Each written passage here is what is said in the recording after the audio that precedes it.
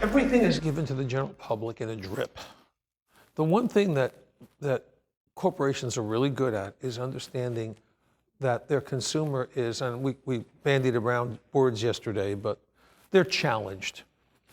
They understand that if you went up to 100 people on the street right now and you said, who is the Vice President of the United States? How many of them do you think would know that it's Pence? Maybe half. Not even half. Maybe 20% would know that it's Pence. If you said, who is the Vice President for Obama? Nobody's going to know. Who ran against Obama? Nobody's going to know. They just don't have a memory for things. People are, and I say this respectfully, but you have to have an awareness of this. People are myopic. They're walking around with blinders. They're oversensitive and desensitized to things. They're hit by everything in every way. Technology has made them a little bit crazy. There's a lot of noise going on inside their heads. They don't adapt well. They just want to live their lives, get their kids to soccer practice and piano lessons and karate and computer camp and get home and make dinner. And I mean, you have 4 kids. How busy is your life revolving around those kids? It's the 90% of what you do. And I'm guessing, of course, but I outsource some of it. oh, good. To Siri. To Siri. Siri, give my kids a bath, you know. No, I've got a house manager. Oh, there you go. But most families don't have a house manager, or a manservant, or whatever you want to call it. So they're consumed with this, and they're carpooling, and so they can't accept new things very quickly. So what happens is a company that has a new technology will come out with it. They'll make an announcement. Apple has changed the way PR is done completely. I have the highest respect for them, because the more you make something a secret, the more you anticipate its launch, the more it spikes. To that end, as a marketer, Google wanted to come out with Gmail. And they had, at that time, the biggest competition was AOL and Yahoo and Hotmail, and everybody had it, and MSN.com at the time, and they were late to the market. They were late to the game. So they were going to be a Me Too follower, but the marketing people at Google were very smart. And they said, we're going to do Gmail as invitation only. Long beta. Right. And we're going to say, 90 days, 180 days, you have to get on a list, you have to be referred by somebody, period. It became the badge everyone wanted, because people want what's hard to get or difficult or exclusive or one of a kind, or you need a referral. I've used that marketing technique more times than I can even remember or begin to remember. And Google understood that psychology and used it, and Gmail exploded and became the standard. More people have Gmail accounts than any other provider, period. It's more than Yahoo and Hotmail put together. They did it right. So it's the technique of getting out to the public is, it's slow. There's technology in the labs that companies could come out with now, but it's too fast. And they pace it, because what they're looking at is a P&L that'll grow, and then it plateaus. Now introduce the next thing, a P&L that'll grow, a plateau. Gillette invented the disposable razor before they developed the 3-blade or whatever it was that they call, I forgot what they called it.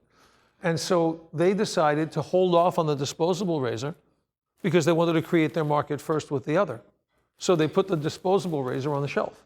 They came out with a razor with the disposable blades, the changing blades. And then once they established the market, they then introduced the disposable razor. Had they done that first, nobody would be buying the blades, because the fact is disposable razors are cheaper than the blades that they charge for.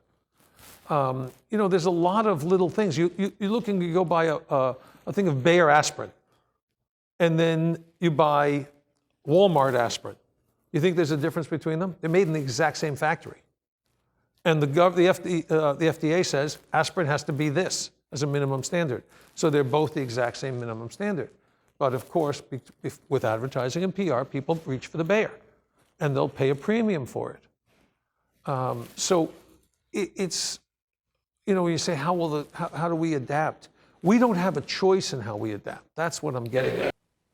let's say you're Amazon. Okay? Instead of how do you survive Amazon, how do you fight Amazon, let's say you are Amazon. So right now we're all Amazon. And we're not stupid. We know there's a billion websites out there of selling product. And we are the everything store. We're the world store. So you're selling a nutritional product that you might sell on Amazon, you might not. Probably you're not. You're doing direct. And now there's a voice interface with Alexa. So if I were Amazon, I'd say to you, hey, you want to be part of Alexa? Here's what we're going to do.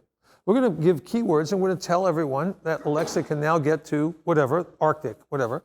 And you're going to pay me on every single one. Every sale you make, I'm making a piece. Or it's going to be, it'll be, I make a piece, but I own the customer because they're coming through my device, just like you would if you were selling on Amazon. So that device becomes a whole other way to sell product interactively, voice. And now they go out to all these websites that are going to die because they don't have the voice interface in the house and they can't reach that customer because now the devices are going away. So Amazon controls the world and says, you want to sell your product? You're going to sell it through me. I own the customer. I get this commission. I'll promote your product. So now Amazon has their horseshoe of judges and saying, do we want to promote this product? Yeah, we like this product. Okay, we'll take it on. Here's what we'll give them. Here's how we do it. We control the customer. We'll promote it this way. And they can promote it through Alexa. And maybe there's a moment where you say, Alexa, new products. And Amazon's Alexa says, subject area, health and beauty. Oh, okay, vitamins. Here are the 4 new products we've just premiering in vitamins. And Alexa starts talking about them and doing a sales pitch for each one. And Amazon could say they're non-competitive. They could say, oh, I already have a fish oil. Or, okay, I'll do fish oils, and we'll do, here are the 10 fish oils. And they will control the world that way and all of sales because they own the interface. And Amazon uses their ratings to sell. And by the way, there's a whole psychology of the ratings. But Amazon might say, Alexa might say to you, Mr. Hale or Richie, this fish oil got a 5-star, a 4.9-star rating with over 6,000 respondents and seems to be very popular. The trend is on reorder is this, and it's our #1 Amazon pick. Would you like me to send you one? The company is offering a sample if you'd like it. Would you like a free sample? Yes. Okay, we'll just build it to your account. Done. Amazon Prime, the sample comes, it's done. Amazon controls the customer. And do I think that's going to be the future of marketing? I think that's going to happen the day after we sell Touch CR.